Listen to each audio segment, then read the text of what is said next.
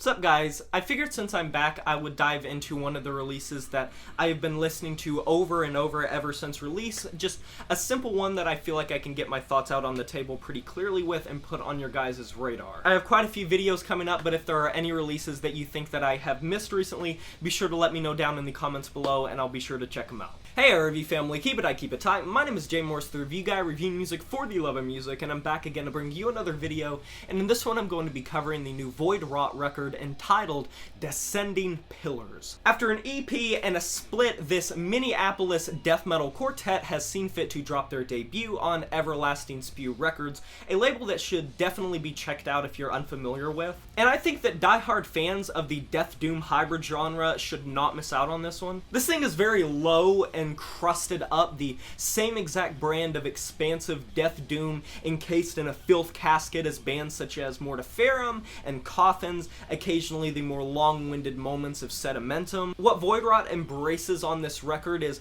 blending a mixture of death metal and doom metal in a way that would not blot out either. In many ways, this record just feels morbid and never-ending with just how twisting these compositions are. Now, it certainly doesn't take a rocket scientist, and in my personal opinion, upon repeated listens for replayability and just general artistic representation, I think that the doom metal bits are much more well fleshed out, more well defined, and just generally more interesting than the death metal bits. I would even go so far as to say focused on. As the focal point and where the band really does shine across this entire record is when they utilize breathing room to really create a toxic and torturesome atmosphere. Don't get me wrong, the grisly and gritty death metal guitar tone that they hit when they go into some grooves and stride do sound good, but something about how fuzzy and despondent many of these tracks really do sound as they descend is just hypnotic and alluring. Will Bell's drum work is a perfect highlight. It's something that luckily I have also seen a lot of other people commending, because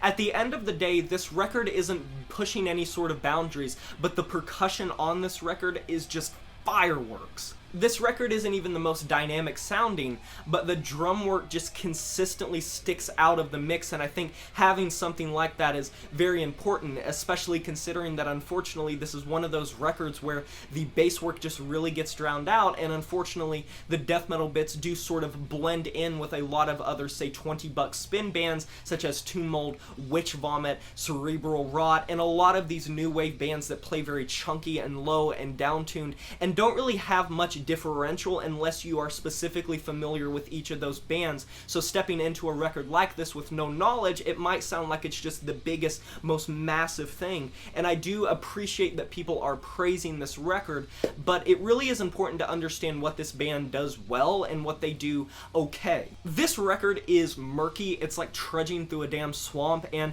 it's one that I really have been enjoying ever since I stumbled upon it. I was very excited to hear a band that was able to successfully blend doom and death metal, because while there are more and more bands increasingly that are playing that style in a way that does it justice and does the sound justice and the forefathers of these genres in question justice, a lot of times they get eclipsed by just how so many of them are just run-of-the-mill. And also the fact this record doesn't really overstay its welcome. It's clearly not as short as a demo, but it's not so long that it just goes overboard. And like I said, the percussion just sounds great. It sometimes echoes like a funeral doom metal band like Bellwitch or Mournful Congregation, of just low and slow and padding. It's so gripping. I would even go so far as to say that the lower, slower sections kind of echoes Primitive Man's record, Caustic, for just how lumbering it is and how slowly it goes forward. It really does build the tension that just crushes your chest in. Add in some reverb death growls and you're getting a formula that is very tried and tested,